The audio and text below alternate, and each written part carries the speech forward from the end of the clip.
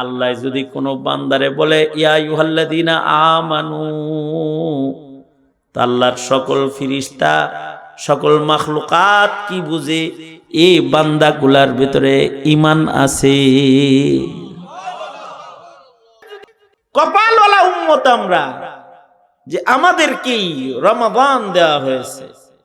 কপালওয়ালা উম্মত আমরা, আমাদেরকেই লাইলাতুল কদর দেওয়া হয়েছে। কপালওয়ালা উম্মত আমরা, আমাদের জন্য শরীয়তকে সহজ করা হয়েছে। পানি নাই তো মাটি দিয়ে তায়াম্মুম করে লও, সহজ। শীতের দিন কাশির রোগী ঠান্ডা পানি ব্যবহার করতে হবে না, শুকনো মাটিতে হাত মেরে তায়াম্মুম করে নামাজ পড়া ফেলা, সহজ করেছে। আমাদের আমলগুলোর কবুলিয়ত আল্লাহ বান্দা আর আল্লাহর মাঝখানে গোপন করে রেখেছেন। পৃথিবীর কাউরে টের পাইতে দেন না যে এই বান্দারে আমি অপছন্দ করি। হায়াতের কোনো অংশে যদি বান্দা আল্লাহর কাছে নত হয়ে যায় তো বলে লা তাকনাতু মির রাহমাতিল্লাহ, নিরাশ হয়ো না, গোপনে তোমারে আমি মাফ করে দিছি। এটা এই উম্মতের প্রতি রবের ভালোবাসা, দয়া, মমতা, মায়া।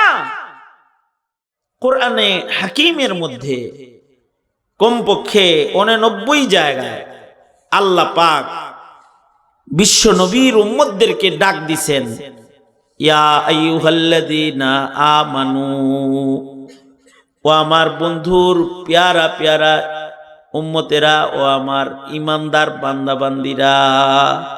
বন্ধুর উম্মতদেরকে বলছেন, ও আমার ইমানদার বান্দা বান্দিরা। এই বন্ধুর উম্মতদেরকে বিশেষভাবে ডাক দিচ্ছেন। এটা আশ্চর্য বিষয় হইল, আমাদের পূর্বে কোন উম্মতকে আল্লাহ পাক ইয়া আইয়ুহাল্লাযীনা আমানু শব্দ দিয়া কাউরে ডাকে না, আমাদের এই ডাকছে। আমাদেরকেই বলছে ও ইমানদার বান্দা বান্দিরা, ডাক দিছে। আল্লাহর পক্ষ থেকে বান্দার জন্য এই ডাক কত বড় নিয়ামত, এটা বুঝার জন্য কিছু উদাহরণ বুঝেন। আমি যদি ডাক দেই, হাজী সাহেব কেমন আছেন, তাই আপনারা কি বুঝবেন? বেবলার মতো চায়া রয়েছেন, কি বুঝবেন? হাজী সাহেব যদি ডাক দিই কাউরে, তার মানে তার ভিতরে হজের নূরটা আছে। আমি ডাক দিলাম পীর সাহেব হুজুর কেমন আছেন, ডাকের মাধ্যমে আপনারা বুঝছেন কোন না কোন বুজুর্গের একটা এজাজতের আমানত ওনার কাছে আছে। আরেকজনের বললাম মুফতি সাহেব কেমন আছেন, ডাকের মাধ্যমে কনফার্ম হয়ে গেছে তার ভেতরে ফাকাহাত আছে। কোন বাচ্চাকে বললাম এ হাবেজ সাহেব কেমন আছো, আমার ডাকটা প্রমাণ করলো, সবাইকে জানান দিল তার ভেতরে 30 পারা কোরআন আছে। আল্লাহ যদি কোনো বান্দারে বলে ইয়া আইয়ুহাল্লাযীনা আমানু, আল্লাহর সকল ফিরিস্তা সকল মাখলুকাত কি বুঝে এই বান্দাগুলার ভিতরে ঈমান আছে। আল্লাহ যদি কাউরে ঈমানদার বলে ডাক দেয়, তাহলে তো তার ভিতরে যে ঈমান আছে, এই ইয়াকিন এর সংবাদ আল্লাহর পক্ষ থেকে ডাকা মানে ঈমানদার, এরা প্রকৃত ঈমানদার, এটার একটা এলান হয়ে যাওয়া। আমরা ওই ভাগ্যবান ঈমানদার যে আমাদের ঈমানের এলানকারী কে? জোরে আওয়াজ করে বলেন কে? এটা একটা কথা। দ্বিতীয় নাম্বার আরেকটা কথা হলো, আমাদের মাঝে আমাদের রবের মাঝে সম্পর্ক হলো, তিনি আমাদের রব, তিনি আমাদের মালিক, আর আমরা তার বান্দা। আমাদের রবের মাঝখানে আর আমাদের মাঝখানে আব্দ আর মাওলার সম্পর্ক। আমরা আমাদের রবের গোলাম। কাউকে যদি সম্পর্ক দিয়ে ডাক দেওয়া হয়, এই ডাকের মধ্যে মোহাব্বত বেশি হয়। যেমন আমি ডাক দিলাম এই সুজন, এই সুলাইমান, এই ইব্রাহিম, এই ইসমাইল, এটার ভেতরে ডাকের ভেতরে মোহাব্বত যা আছে তার চেয়ে অনেক বেশি মোহাব্বত হলো দোস্ত কেমন আছেন, এই বন্ধু, এই দোস্ত, এই বড় ভাই, এই বড় ভাই। এই যে সম্পর্ক ধরে ডাকলাম, সম্পর্কের ডাকের মধ্যে মোহাব্বত 1000 গুণ বেশি। আমার আব্বাজান রহমাতুল্লাহি আলাইহি, আমার 3 বোন, তো মেয়েদেরকে বাপেরা একটু বেশি আদর করে, নবীজির সুন্নাত এটা। কারণ ওরা জন্মায় বাপের ঘরে, জীবন কাটায় স্বামীর ঘরে। এ কারণে বাপেরা মেয়েদেরকে আদরও বেশি করে। আমার বাপেও আমার বোনদেরকে খুব আদর করত। আদর করে জীবনে কোনোদিন শুনি নাই যে আমার বোনগুলারে নাম ধরে ডাক দিচ্ছে। আজব স্টাইলে ডাকাডাকি হইতো।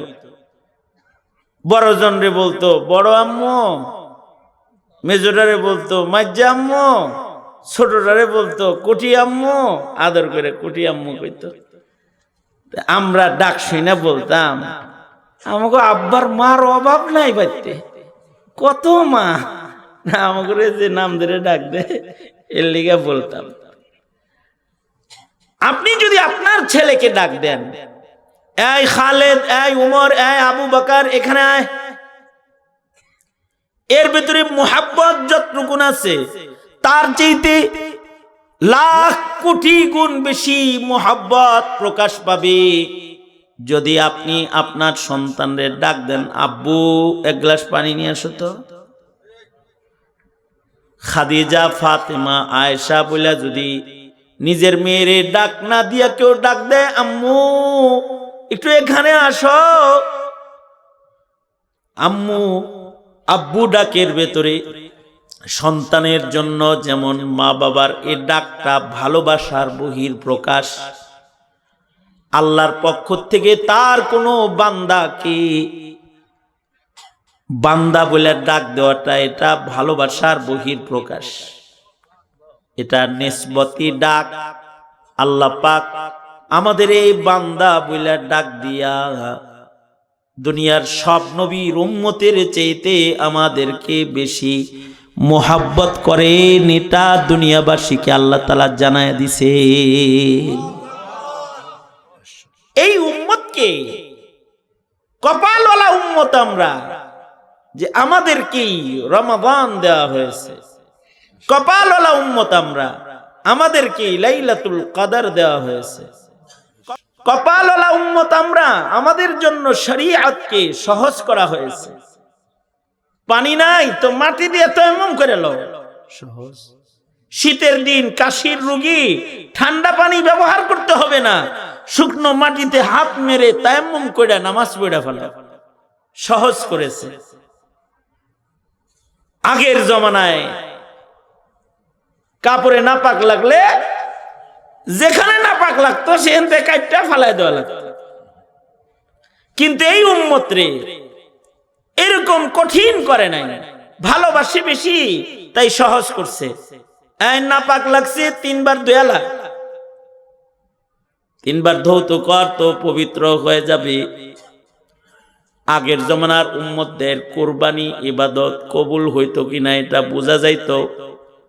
মানুষও যায় না ফলাইতো যে ওর কুরবানি কবুল হয় নাই। কারোর কুরবানি কবুল হইলে আসমান থেকে আগুন এসে জ্বালায় দিত, সবাই বুঝতো তার কুরবানি আল্লাহ নিয়ে গেছে। আর যদি কুরবানি কবুল না হতো তাহলে ওইটা পড়ে থাকতো। এমন মুসিবত মহান রব্বুল আলামিন আমাদেরকে দেন নাই। আমাদের আমলগুলোর কবুলিয়ত আল্লাহ বান্দা আর আল্লাহর মাঝখানে গোপন করে রেখেছেন। পৃথিবীর কাউরে টের পাইতে দেন না যে এই বান্দারে আমি অপছন্দ করি। হায়াতের কোনো অংশে যদি বান্দা আল্লাহর কাছে নত হয়ে যায় তো বলে লা তাকনাতু মির রাহমাতিল্লাহ, নিরাশ হয়ো না, গোপনে তোমারে আমি মাফ করে দিছি। এটা এই উম্মতের প্রতি রবের ভালোবাসা, দয়া, মমতা, মায়া। এই মায়াটা আমরাই পাইছি। আমাদের মতো এত মায়া পৃথিবীর কোন উম্মত পায় নাই, কোন নবীর উম্মত পায় নাই। সত্যনের মশালবাহী প্রিয় মনীষীদের পাপড়ি টিভি।